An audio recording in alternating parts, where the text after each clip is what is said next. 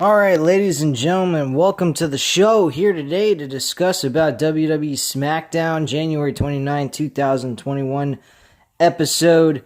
I got some mixed baggage about this episode, not pay-per-view. We're not there yet, and thank God we're getting there, because I'll be honest with you. I like SmackDown. I think it's a good show. Roman Reigns has done good as champion. I like Kevin Owens. They've done some things on this episode that was really good, and then they've done some things that were really fucking stupid, and yeah, we'll get into all of this bullshit. The number one thing I will say, despite the mishaps and the flaws that this show has, it's still a lot more enjoyable than Monday Night Raw. I can live through SmackDown. Raw is a totally different story. It is very hard for me to spend 3 hours watching this fucking show, then coming on here and reviewing it right afterwards at 11 o'clock at night. It is such a pain in the ass, but I do it anyway to help the channel. I know you guys like watching these reviews that I deliver. I have noticed that a lot of people have been subscribing to this channel since I've been uploading videos on that. Plus also Goldberg's rant kind of helped me out there, which I greatly appreciate, you guys. I hope you guys enjoyed that video several weeks back. If you want to go on my channel and take a look, it's a couple of videos down on the channel. You can actually go ahead and check out my video on that if you haven't already done that. Again, like I said, SmackDown was a mixed bag for me. I kind of felt the show was decent, but at the same time, it was really fucking stupid. You got the brand invitation issued on tonight's show without any knowledge to the viewer until things start popping as the show goes along. I don't quite understand the fucking logic there, number one. Number two, why didn't Raw get the same exact treatment that SmackDown got last night? That makes no fucking sense. That's completely idiotic. And not to mention, by doing so, it hurt the fucking show in the end. So let's get right down to it, folks. We started the show off with Daniel Bryan coming out, discussing about the Royal Rumble, just hyping it up, talking about how important it is, and it's the first step of getting to WrestleMania. It's the bridge towards WrestleMania, getting you that quick shot right into the main event of WrestleMania, which, by the way, that is not exactly true, because if something else hypes over what you're doing as the winner of the Royal Rumble, challenging the world champion, that ain't gonna happen. You're not gonna be the main event of WrestleMania. You don't believe me? Go ask a few other people. Sheamus won the Royal Rumble, and he was the fucking first guy in the WrestleMania pay-per-view of 28 facing Daniel Bryan for the World Heavyweight Championship, and he wins in less than 25 seconds, and on top of it was the first match of the night. So you go figure that one out. Oh yeah, and go ask Alberto Del Rio. He won the Royal Rumble as well and faced Edge in WrestleMania 27. So both Royal Rumble winners kickstarted the show for WrestleMania back-to-back years. Pretty good stuff right there. So Royal Rumble being the gateway to the main event of WrestleMania ain't the case anymore. Definitely not, and hasn't been for a very long time. So, let's get into it, shall we, guys? So, as I already mentioned, Daniel Bryan's discussing and hyping up the Royal Rumble, saying how important it is and how he's going to go about doing that. I don't see how it's going to work. I mean, if you scratch off and forget everything that they've done with Daniel Bryan in the last month or so, yeah, you could say Daniel Bryan is a liable person to go to as the winner of the Royal Rumble. Yeah, of course. But if memory serves me correct, I kind of remember him doing a conga line in the fucking backstage with Otis and Chad Gable. doing some kind of fucking bullshit. I don't remember exactly, but some bogus retarded crap. And he has a relationship with those two. And in the same breath, you got Chad Gable playing a heel character while teamed with a face character, and they're supposedly a tag team that has yet to challenge for tag team gold. Did we see Dolph Ziggler and Bobby Roode tonight? Absolutely not. We didn't see any of that. We didn't see tag team champions. We didn't see the Street Profits. We didn't see shit. We saw a bunch of crap at the end of this show that made me want to puke. But we had AJ Styles show up during this promo. He shows up, he starts talking his shit, and he says, hey, how about you and I have a match, and I can show that I'm the gateway into the Royal Rumble. That was the kind of attitude and the premise of this promo was, which led to them having a match later on during this episode. So, one thing led to another. Daniel Bryan said if you're, the man you say you are, you'll keep almost backstage and not have him by ringside. So, that was pretty much it. One way or the other, Daniel Bryan says he's going to kick his ass. Okay. The match was good. I won't deny that. Those two have performed in the past and have produced very good matches. I actually had the pleasure of seeing them perform at a live show for SmackDown's live show in Amalie Arena, with him, Daniel Bryan, being the heel at the time when he was the WWE champion, defeating AJ Styles in a steel cage match, which I had a lot of fun watching that. Daniel Bryan played an excellent prick in that matchup. But this just led one thing to another. We got the whole thing led that Daniel Bryan and AJ Styles is going to actually compete one-on-one here tonight, which was technically the main event, and it turned into a crap fest later on.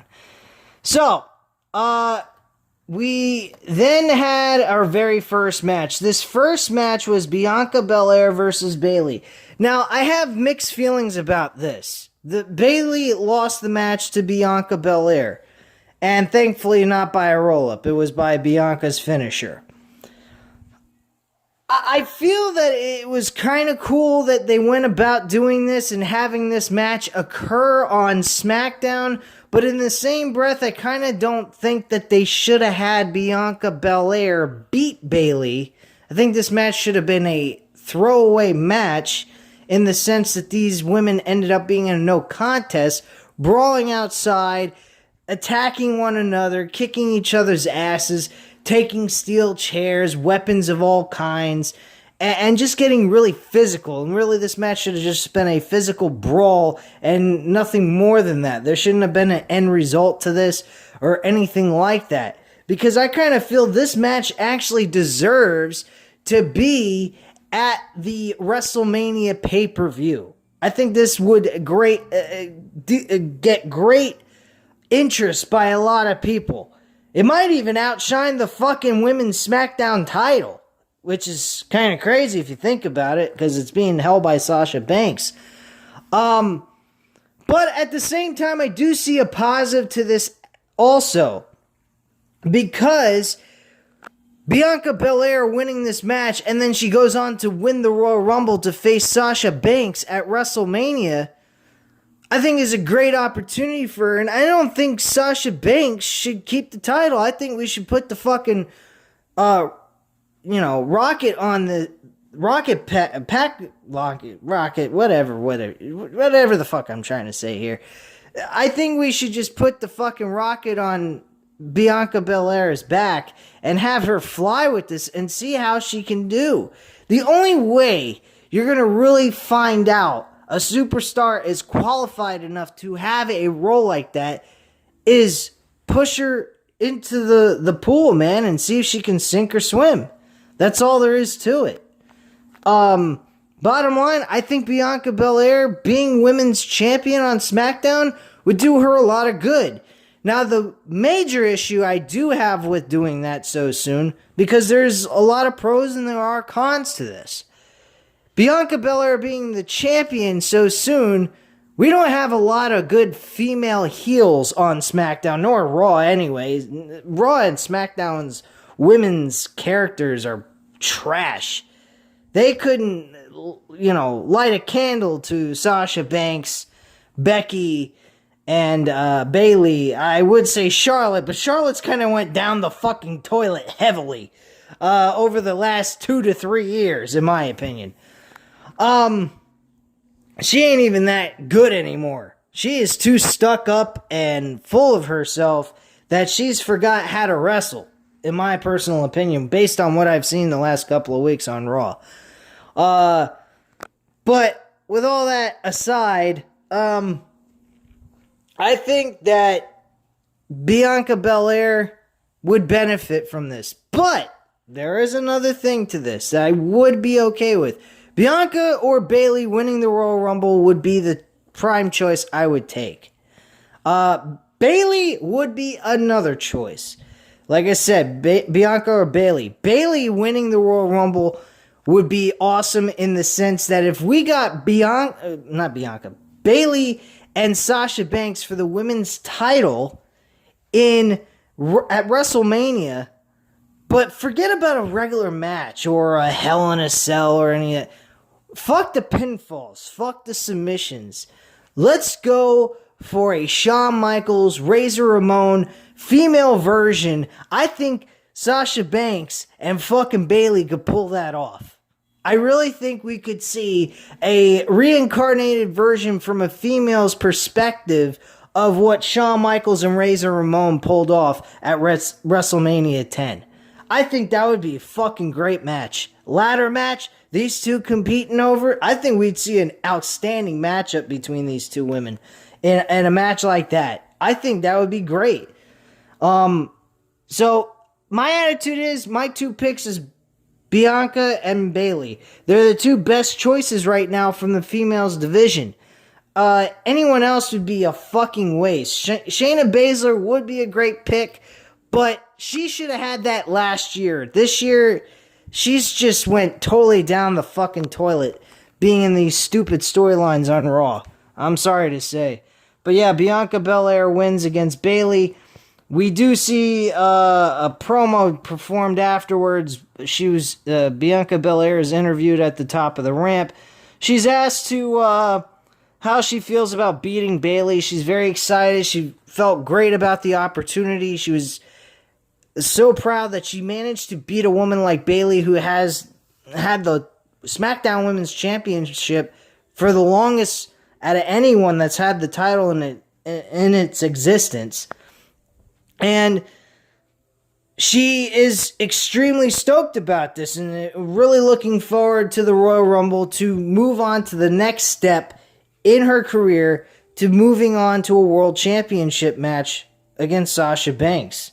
So, I'm excited about this match. I'm excited, more importantly, what's going to happen on the women's side of the Royal Rumble. And like I said, Bianca or Bayley are the best choices. Anyone else, it's just trash.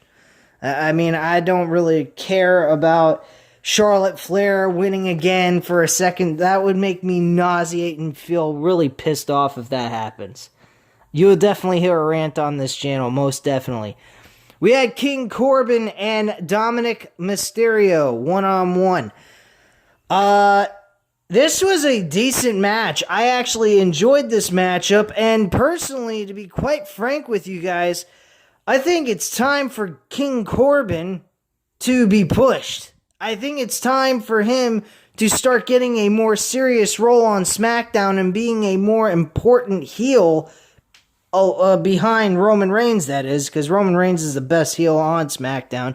But it's time for him to be the second tier heel on this brand, because quite frankly, we ain't got any good heels outside of Roman. Sami Zayn, I'll get into that. That was a real fucking joke in a nutshell. King Corbin, though, he performed very well. I liked both of these guys in this matchup. They gelled well together.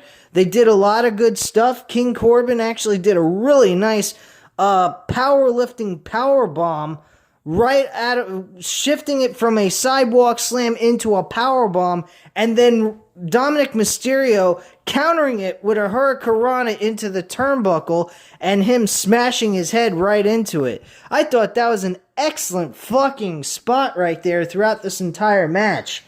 They gelled very well. Very nice match between these two. Have no complaints. Very good spot for this show. For these two on this show. I enjoyed it very much. Rey Mysterio, I think it's time for Dominic Mysterio to turn heel at some point this year. I really do.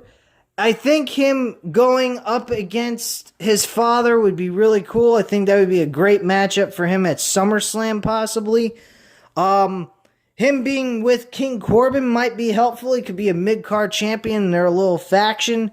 Have, Wesley and Blake be the tag team champions on that group, and then eventually, maybe at some point, King Corbin being the Universal Champion. If they build him up enough to push him in that kind of light, I feel that would be the best thing for them to do. So, after the match, Corbin stands tall as music hits. He rolls to the ringside as Ray takes off his headset. Corbin taunts Ray, and then Ray enters the ring, but Corbin grabs him off the apron. Corbin scoops Ray, but Ray counters and drives Corbin's face first into the ring post. Ray with a senton off the apron, and Ray goes over and checks on Dominic while Corbin lays flat on his back in front of the announcers. And that's basically what happened there. We had a segment backstage with the fucking Miz and Morrison. I am getting sick and tired of Miz and Morrison. Here's my attitude on this, guys. I'm going to get to the bottom line of all this. I hope that Sheamus I hope they eventually give Sheamus the briefcase and have Sheamus and The Miz. Adam Pearce just one night on Raw says, look, you've been carrying around that fucking Money in the Bank briefcase for way too long. You begged for it. You never cashed in yet. You had your opportunity at the Royal Rumble. You haven't done nothing. We got you losing constantly. You're going to either earn that freaking briefcase or you're losing it. Because tonight, you're defending it against Sheamus one-on-one. He's been on a roll. I like what he's been doing. He's well deserving for a shot at being the Money in the Bank briefcase winner and possibly a world champion down the road. So unless you win this match, you ain't keeping that briefcase. That's what I would do. And then that would lead to something else. We get Edge Drew McIntyre for the World Heavyweight title. Edge beats Drew McIntyre for the World Championship. And right then and there, immediately after the match is over, not Drew McIntyre, Edge goes ahead and loses the championship to Sheamus, with Sheamus cashing in on Edge, becoming the WWE champion at WrestleMania, leading to Drew McIntyre going, what the hell? I lost clean to Edge, and yet you're going to go ahead and treat this man with disrespect like that? What kind of bullshit is that? And then we'll eventually get Sheamus as WWE champion facing Drew McIntyre. And we get to see two brutes go at it for the championship throughout 2021. Maybe until up to like SummerSlam, we have it on and off. I would be cool with that. I think that would be a really cool idea. And it would definitely bring light to their friendship and what would happen afterwards with him cashing in on Edge for the WWE title. And Edge gets his title win. Not that it's going to be a long title win, but at least he gets to win the championship in one night. And, you know, it goes to someone who's a full-time wrestler. So there you go. And then you'd have like Sheamus versus Edge at SummerSlam. And that would be my way of putting this whole thing together. I think that would be a pretty damn cool idea. So, yeah, Big E and John Morrison, Miz, they had a backstage segment. Very silly, off-the-wall, stupid bullshit. Made no difference to me. I didn't care for it. We then see SmackDown Women's Champion Sasha Banks going ahead and walking down the hallways, and she bumps into Reginald, who's Carmella's butler, or whatever the fuck he may be, who's a French guy, African-American French guy. And Banks is walking backstage now, and Kalisto greets her and compliments her, then keeps walking. Reginald appears next and says he comes in peace. He gives her a bottle of wine and says this is from Carmella, who asked him to pick the best bottle of wine for Banks. Banks starts flirting with Reginald and complimenting him on the French accent. She asks what's the best bottle of wine she can get for Carmella that she can sip with a broken jaw. Banks changes her tune and is still gunning for Reginald and Carmella. She gives the bottle back to Reginald and tells him to keep it because it looks like he could use a drink. Carmella versus Banks is official for the pay-per-view. Pretty awkward way of making it official without even really making it official. They have a backstage segment with Shinsuke Nakamura and Sami Zayn. Sami Zayn asking for justice and so forth, and he's asking if he would help him out in this crusade protest. I guess they're trying to do what they did, similar to what happened in the White House, only without it being violent, sort of situation. I'm not quite sure what the fuck they're really trying to do with Sami Zayn, except make him look like a fucking dumbass, which is what he did last night. So the best segment on the show, and that's when the fucking show went right down the toilet, because to be quite frank with you, I think this segment should have been the end of the show completely. Really. I think it should have. But we have the typical back and forth bickering between Roman Reigns and Kevin Owens about, Roman being the tribal chief of the head table and that he brings everyone in WWE their money and their food because he's the king of WWE. He's on the top of the mountain. He's the best of everyone. And he is what makes WWE go. And it's all circled around him. That's the basis of this whole entire segment. It then led to other things, such as Kevin Owens' father and grandfather, and he started asking him questions. What kind of man was his father like? And he started feeling a little hostile here. Felt a little like he was going to go somewhere where he shouldn't and start saying something that is going to really piss him off, which eventually it did. It led to him saying that he should have learned his limitations, being limited and not having any ability to break through that glass ceiling and reach to the top of his potential that people, I believe, know Kevin Owens can be. He definitely showed that at TLC. Probably the best match he has had in his WWE run, to be quite frank with you guys.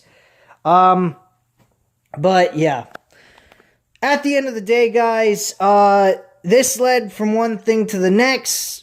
He started talking trash about his grandfather and his heritage and everything else and his family history. And he basically said, look, your parents and your family are disappointing you. You're not what you say you are. Be who you are. Be beneath me kind of attitude. That's the premise of this whole thing.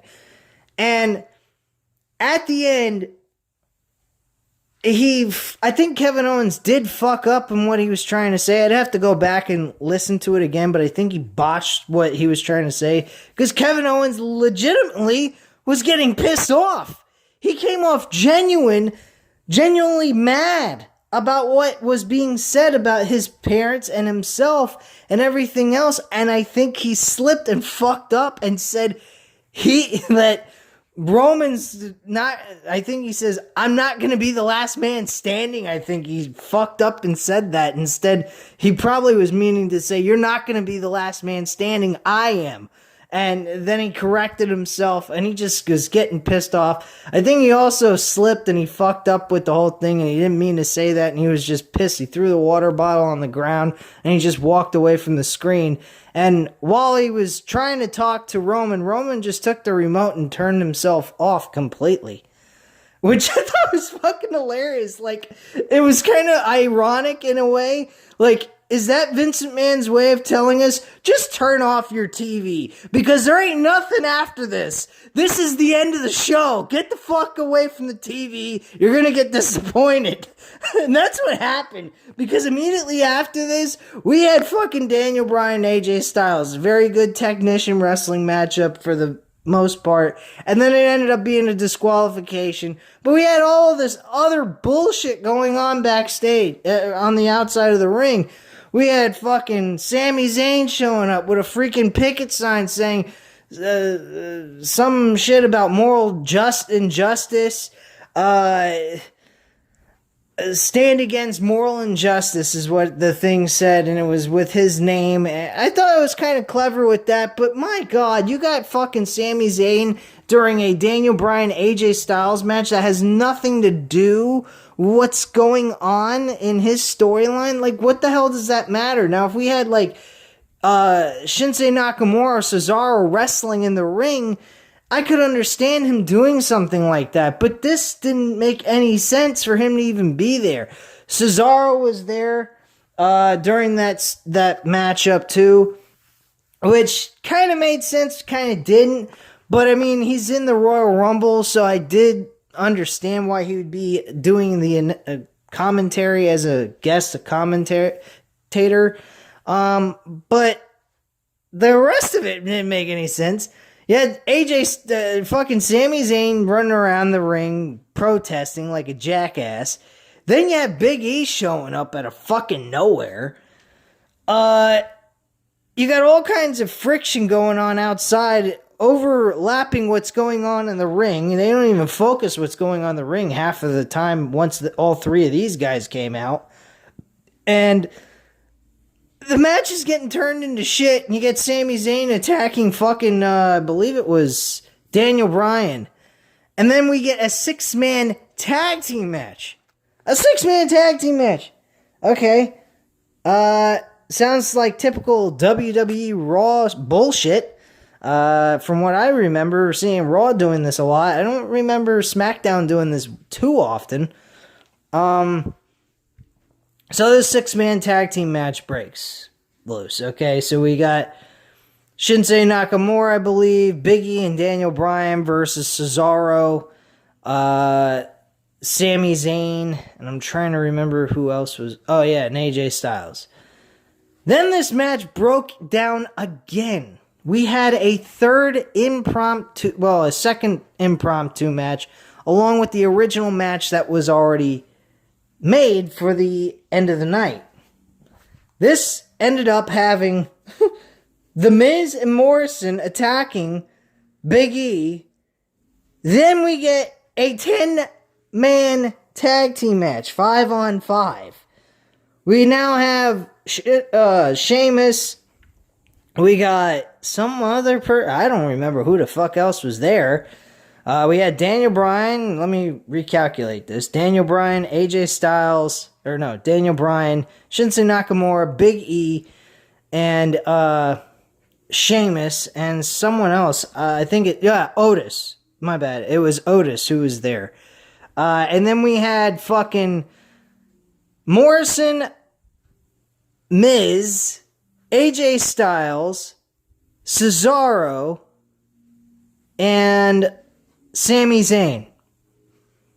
And there was no ending to that. Well, actually, there was an ending. Sheamus wins with a brogue kick, I believe it was. Let me just take a look here real quick on Wrestling Incorporated, just to confirm that.